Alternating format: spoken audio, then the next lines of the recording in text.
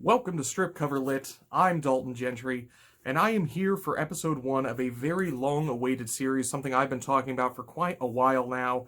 This is episode 1 of How to Read Books Good, a breakdown of How to Read Literature Like a Professor by Thomas C. Foster. Revised edition, of course. A little bit about this particular book here. This is a wonderful addition to anyone's library, especially if you're wanting to get into book reviews, literary criticism, you're struggling with a class. I would definitely suggest picking up a copy of this, because what this is this is a guide of loosely how professors read literature and how they interpret what's going on in the literature and utilize that to better understand what the author was trying to get across. Now, Thomas C. Foster is a professor of English at the University of Michigan, Flint, where he teaches contemporary fiction, drama, and poetry, as well as creative writing and composition. So Mr. Foster, Professor Foster, definitely does have some chops about him. He knows what he's talking about here. But I think where he is most successful with this book is it's a damn good read. It's funny, it's insightful, you're going to learn something, and Foster always brings forward a point, says this is something we can look at here, something we can analyze, and here's an example of how it works, which is wonderful. Oftentimes in books like this, you are given just the facts. This is what we're looking for, this is what we're doing. You don't get that example that ties everything together. And Foster always does that for you, and he does it in a humorous fashion that makes it an enjoyable read, even if you're just picking it up off the shelf with no real intent or purpose as to how to utilize this particular text. So, what we're going to be doing here in How to Read Books Good is we are going to go chapter through chapter of this, take the main idea of what Foster is trying to get at. We are going to use a little bit of his words here to help us better analyze what he's trying to say. And then we are going to take it and apply it to a text that Strip Cover Lit has reviewed in the past. Now, I'm hoping I'm going to be able to do this consistently through this 26 chapter book, I believe, 26? Let's go with 26, I think it's 26, which is a feat. There's a lot going on here, but I think many of these points can be exemplified in almost any piece of literature. You just have to find the right place to apply them, and that's a great thing. So, Chapter 1. How to Read Literature Like a Professor. Chapter 1 is entitled, Every Trip is a Quest, Except When It's Not. Now, this is actually something we talk about fairly frequently here on Strip Cover Lit. You may have heard it just worded slightly differently. We refer to this as the hero's journey. The hero must go on this journey in order to improve himself for the greater good. Harry Potter goes on the hero's journey. Buck from The Call of the Wild definitely has the hero's journey. This is absolutely a thing in a lot of literary text, and this is where Foster wanted to start with. I think this is a good way to kind of ease the reader into this idea here. But when I say quests, usually the first thing you would go to would be fantasy literature. It's the idea of the quest, the grand quest to accomplish something. That's a fantasy trope for sure, and one of the greatest pieces of fantasy literature, something which we have reviewed here on Strip Cover Lit, is The Lord of the Rings, The Fellowship of the Ring. Now, where can we find this quest in The Lord of the Rings? Well, that's a pretty simple question here, but Foster is going to break it down a bit further from us. On page 3, if I may, the quest consists of 5 things. A quester. B, a place to go. C, a stated reason to go there, stated being the key word in that phrase. D, challenges and trials en route.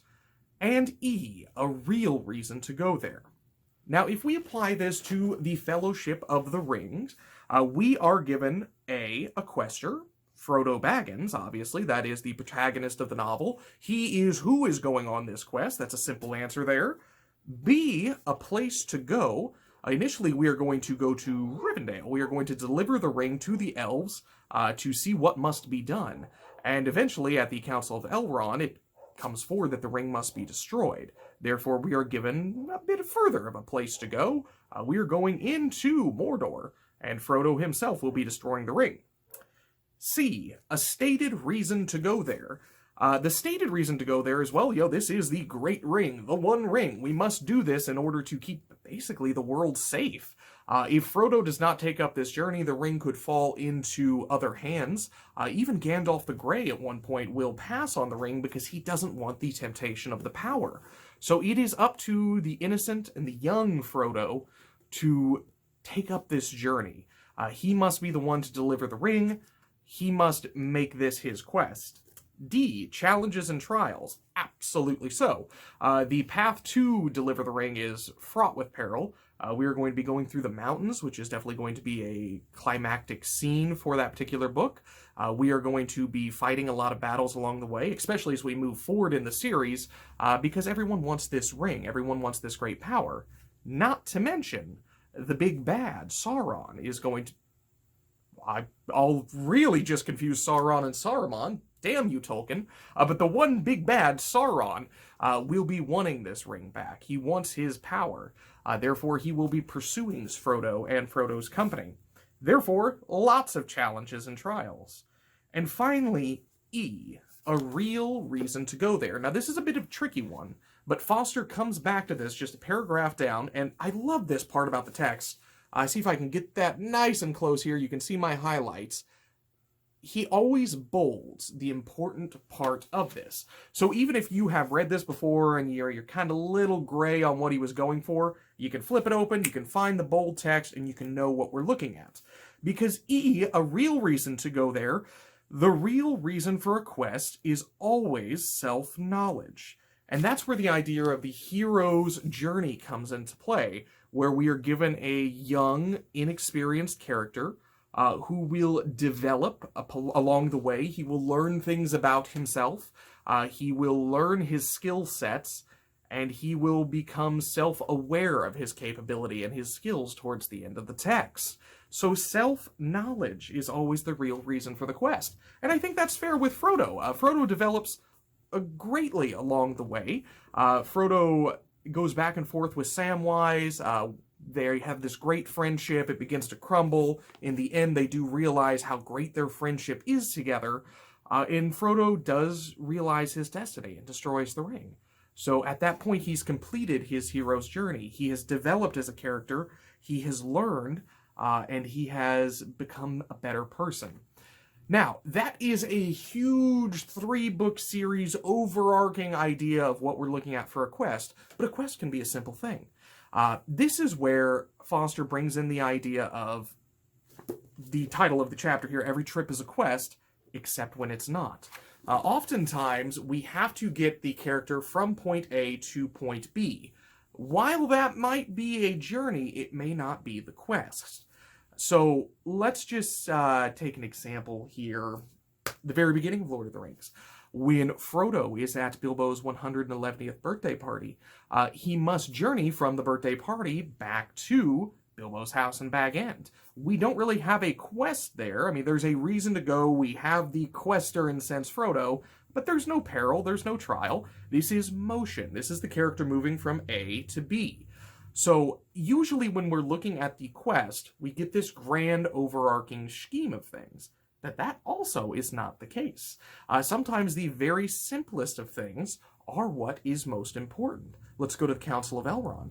When we have the quester Frodo, who is at the Council of Elrond, he's at his place, he is facing all the trials and tribulations of, holy shit, this is going to be the real deal, I could die here.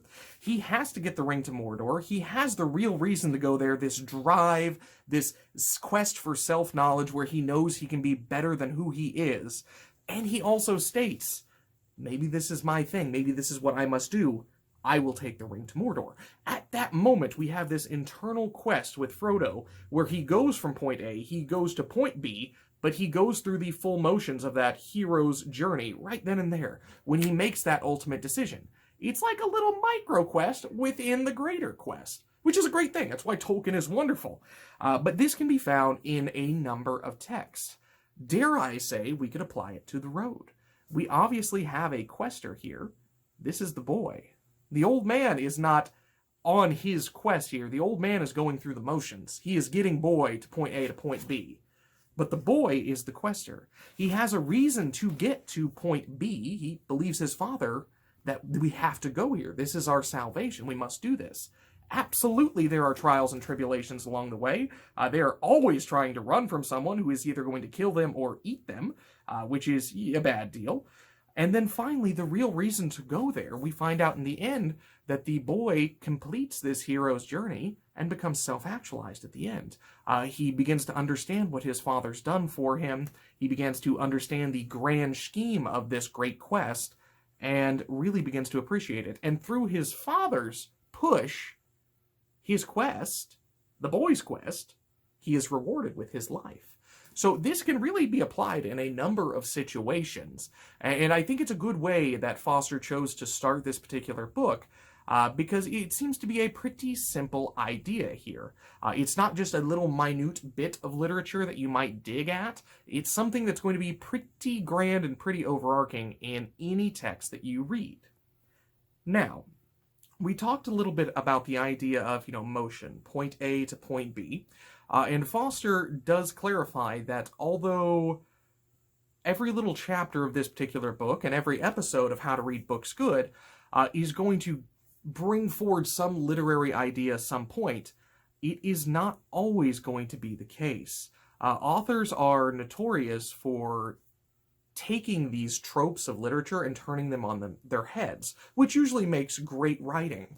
But that red herring sense of, trying to throw you off the track is going to be a thing. So you have to be very wary of that. You have to understand at what point we are actually looking at a hero's journey and we're not looking at a false journey, if you will, that's just meant to throw us off completely so we can better achieve the overall idea of the novel. Difficult concept, and that is something that is going to definitely come from experience, and it's not a bad thing. If you get thrown off tracks and you are realizing at some point, hey, this is a hero's journey, and in the end you're like, oh, well, hell, it wasn't. This was all just for naught.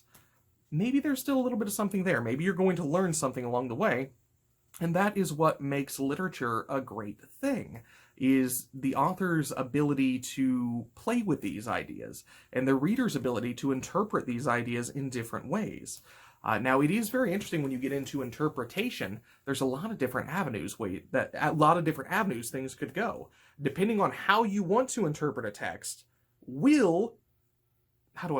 Depending on how you want to interpret a text will justify your outcome. So if we want to look at something from the idea of the hero's journey, we may get a completely different reading than, let's go to chapter 7. Let's not go to chapter 7. When in doubt, it's from Shakespeare, chapter 5. So that hero's journey may be applicable, but we might be looking at just a Shakespearean situation that we never realized. So there's a lot of great stuff going on with literature, and I think Thomas Foster does a great job of capturing this, and that's why I wanted to bring this series to life. How to Read Books Good, a breakdown of how to read literature like a professor, a lively and entertaining guide to reading between the lines by Thomas C. Foster. So we will continue forward with this. We will be going into chapter 2, beautifully titled, Nice to Eat With You, Acts of Communion. So we are going to be talking about food next time on How to Read Books Good, and we're going to break down what food means in literature, because if a character is sitting down to a meal, it's not just because they're hungry. There's a lot of stuff going on. So if you like this kind of thing, make sure you hit the subscribe button down below. Give this video a like as well. We always appreciate a good like. And if you would like to help us create more great content like this here on Strip Cover Lit, there's a link, as always, to our Patreon to be found in the description below.